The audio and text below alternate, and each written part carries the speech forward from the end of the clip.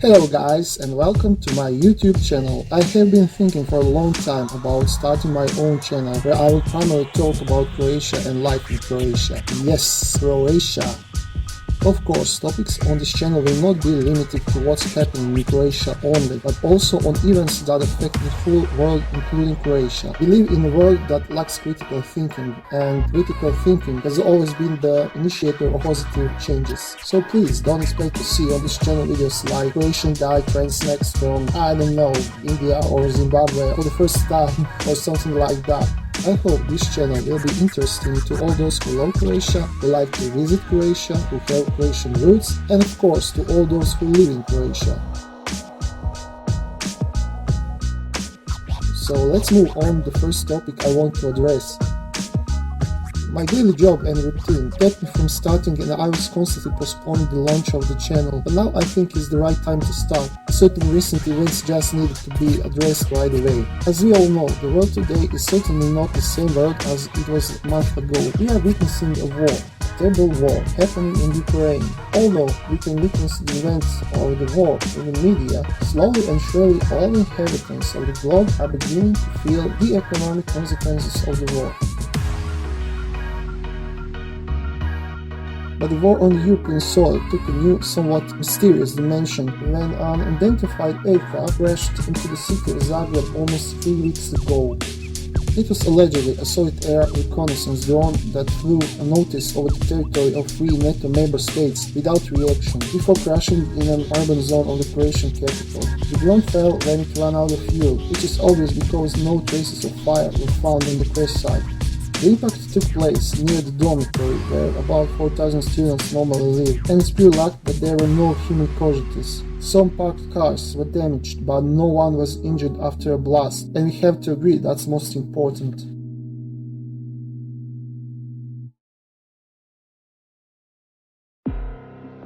First question is, what kind of aircraft was it? Markings on the debris included Cyrillic lettering and 5-pointed red star, and it was soon discovered that the debris was the Soviet-era Tupolev Tu-141 known as a Strij, a radio-controlled aircraft produced in the 1970s and 1980s for reconnaissance missions. And when we talk about general characteristics of this aircraft, it was 14.32 meters long, that's about 47 feet. Then wingspan is 3.88 meters, and that's almost 13 feet. Height is about 2.5 meters or about 8 feet. So this Mother F was a real beast. It's not a toy, obviously. From the moment the incident happened, the media used the term drone. Okay, you can say it's a drone since there's no crew, but this 6-ton heavy and almost 15 meters long beast looks more like a rocket to me, and not just to me. If the primary purpose of this aircraft was to serve as a reconnaissance drone 40 years ago when it's developed, the question is what kind of information can this relic of the aircraft obtain today, which cannot be obtained in a simpler and more fashioned way? Another obvious question is where the aircraft was launched from, and how is it possible for an unsophisticated aircraft to spend more than an hour above NATO members and no one notices? At first, it seemed that aircraft had apparently evaded detection, but later information indicated that the aircraft was visible on the radars of the Romanian and Hungarian air defenses. Aircraft flew through Romanian airspace 3 minutes and then continued to fly through Hungarian airspace, which borders both Ukraine and Croatia, for the next 40 minutes, where it was also observed by the Hungarian Air Force. Eventually it entered Croatian airspace at a speed of 700 km per hour at an altitude of 1,300 meters, where it was spotted by Croatian military radar. Later on, personnel close to the Ministry of Defense and the Air Force confirmed that the time the aircraft spent in Croatian airspace was too short for the reaction of the Croatian aviation. Allegedly, NATO's integrated air and missile defenses followed the flight path. The question remains, why there was no reaction? There are speculations that although the drone was registered by radar, NATO decided to ignore it, considering it as a reflection on the radar image.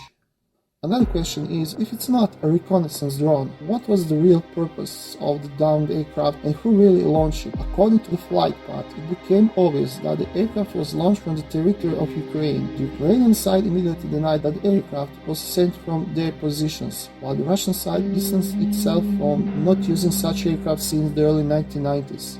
There are various speculations. According to one theory, it was an aircraft that was out of control and deviated from its course. Despite the drone's vintage, according to the first information after the incident, it has been deployed by Ukrainian military in 2014 and during the current war. So there is a possibility that the Ukrainians launched the aircraft and it accidentally deviated from its course, or the wrong coordinates were entered into the aircraft. Another theory is that the aircraft was sent by Russian separatists deliberately to Zagreb in order to send a message to the EU and NATO, or in the worst case scenario to drag NATO states into the war.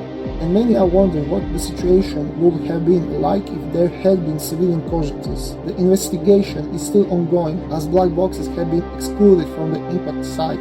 And the last question, or surely most important question, is was the aircraft carrying an explosive device?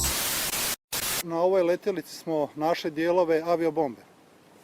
Aviobomba iz ovog sad što možemo na osnovu ovih fragmenata zaključiti je također sovjetske proizvodnje. Ona je isto tako kao i svi ostali elementi odvežena s ovoga područja i nakon dublje analize rekonstrukcije možemo reći točno koji tip u koju svrhu. Za sada možemo samo potvrditi da je riječ o aviobombi koja se koristila na avionima sovjetske proizvodnje.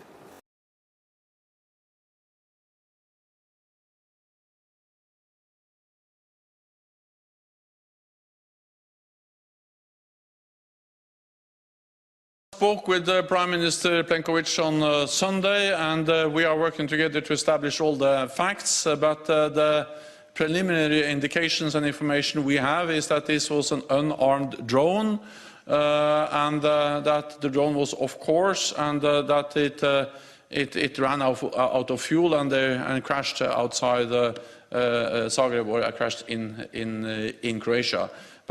But we will have more confirmed facts soon, but that's the information we have so S obzirom da vidim da ima jako puno konfuzije u javnom prostoru, moramo nju rastjerivati i otklanjati sve moguće netočne informacije, bila naoružana.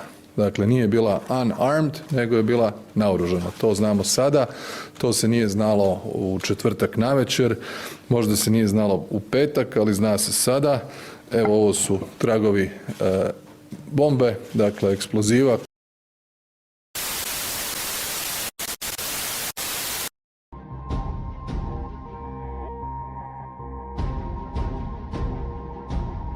As can be seen in the video, the second day after the incident, the Croatian Minister of Defense confirmed that the aircraft was carrying a bomb. This was followed by a conversation between Prime Minister Plenković and Secretary General of NATO Stoltenberg, and who did not confirm that the aircraft was carrying a bomb. Afterwards, Prime Minister Plenković held a conference accusing the media of confusion and again confirmed that the aircraft was carrying a bomb. He supported his claims with a picture of remains of the bomb. So the confusion obviously appeared in the communication between Plenković and Stoltenberg, or maybe Plenković had one version for Stoltenberg and another for the Croatian media.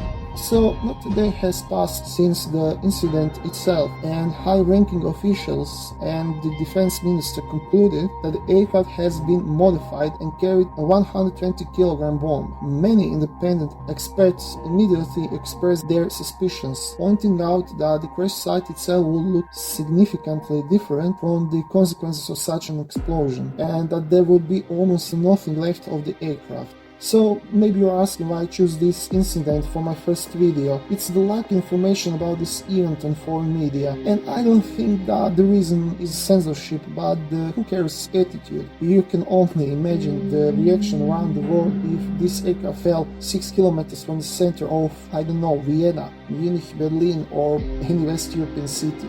But the main reason for this video is to show you how people in Croatia deal with crisis situations. First of all, the Minister of Defense and the Prime Minister, whose role is obviously critical to the functioning of the state, they paraded at the place of impact even before they received confirmation that the place was secured. On that occasion, they themselves stated that the terrain is still being searched for the remains of explosives. You have to admit it was a pretty stupid move by them to snoop around the crater, especially the Prime Minister, who said it was very important to send photos immediately to Charles Michel, who is, by the way, the president of the European Council. He wouldn't believe me what happened, he said. That was stupid. In addition to that, although not even 24 hours have passed since the incident, no laboratory analyses have been performed. Everyone was sure that the aircraft was carrying a bomb. They are sure, they are unsure. First it was a bomb and then it wasn't. So it was a bomb, but only a 40-kilogram bomb, and so on. 2 weeks, almost 3 weeks have passed, but they are still unsure. And such people like Croatia, they're completely sure of something, but they just need more evidence. But they are sure. Yes, of course. And even small children know the rule that you have to keep your mouth shut while the investigation is going on. But our politicians think that they are smarter than that. In the end, what is the conclusion? In the end, maybe this is a good lesson learned, because the Croatian state has been paying the price for a long time. Once we joined the EU and NATO, we don't have to think about anything at all. That is not something that our politicians are saying, but it is exactly the way they have been behaving all these years. Joining the EU will solve all our economic problems, and once we join the NATO, everyone else will take care of our national security and territorial integrity instead of us. As I said, there were no human casualties, and that is the most important thing, and therefore it may not be a bad thing that the incident happened, and that should be a wake-up call to people in this country who are in key positions not to take the security of this country for granted. And immediately after the incident, NATO has changed its protocol for such situations, and now NATO countries' aircraft must respond, even if other operators think what they see is only a reflection. Now a joke is going on that Bulgarians are raising their grippins even if storks fly into their airspace. And finally, how did people react in Croatia? Well, I could sum it up in one sentence. The reaction was something like, just another shit that happened to us, and series of shit that usually happens to us from time to time. And after parading in front of the crater, the Prime Minister paraded a little bit on the French aircraft carrier. After that, the French Rafale flew over Croatian city several times. And legend says that the French pilots have never felt safer knowing that they are flying along with the Croatian MiG-21.